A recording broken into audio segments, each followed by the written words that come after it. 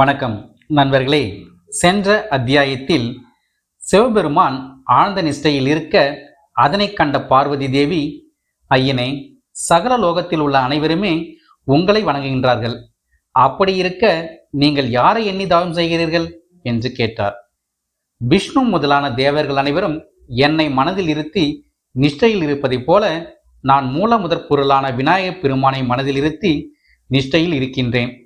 ஏனெனில் அந்த சித்துராஜனை அழிக்க அந்த விநாயகப் பெருமான் உன் வயிற்றில் பிறக்க வேண்டும்.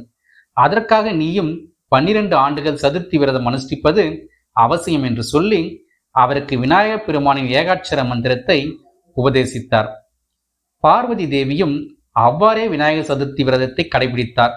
அதன் பயனாக பார்வதி தேவியின் முன்பாக தோன்றிய வேழமுகன் பார்வதி தேவியின் வேண்டுகோளுக்கு இணங்க அப்பொழுதே அவருக்கு மகனாக பிறந்து மடியில் தவழ்ந்தான். இந்நேரத்தில் சிறையில் அடைக்கப்பட்டிருந்த தேவர்களுக்கு இனம் புரியாத ஒரு மகிழ்ச்சி ஏற்பட்டு நல்ல சகுனங்கள் தோன்றின.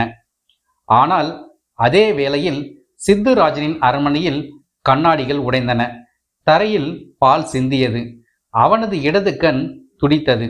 இந்த தருணத்தில் அரண்மனைக்குள் பரபரப்பாக உள்ளே நுழைந்த ஒற்றர்கள், அரசே, திரிசந்தி முனிவரது ஆசிரமத்தில் வசிக்கின்ற பார்வதி தேவிக்கு 3 கண்களுடனும் 6 கைகளோடும் ஒரு விசித்திரமான குழந்தை பிறந்துள்ளது என்று தெரிவித்தனர்.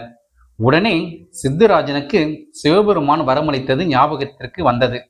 உனக்கு விநாயகர் பெருமானால் தான் அழிவு ஏற்படும் என்று அவன் காதுகளில் ஒலித்தது.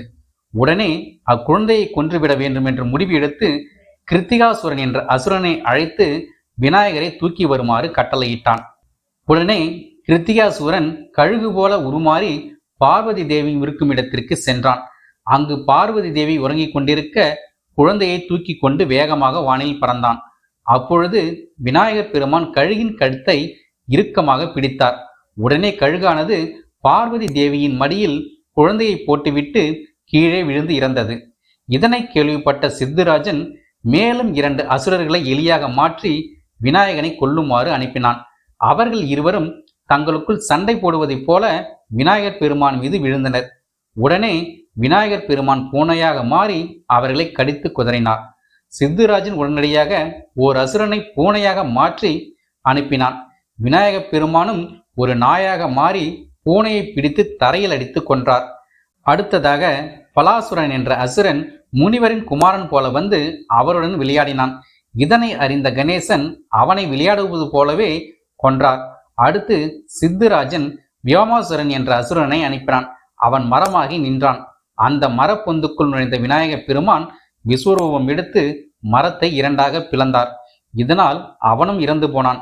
இதனால் என்ன செய்வதென்றே தெரியாமல் சித்துராஜன் விழித்துக் கொண்டிருந்தான். அடுத்து என்ன செய்தான் என்பதனை நாளைய அத்தியாயத்தில் அறிவோம்.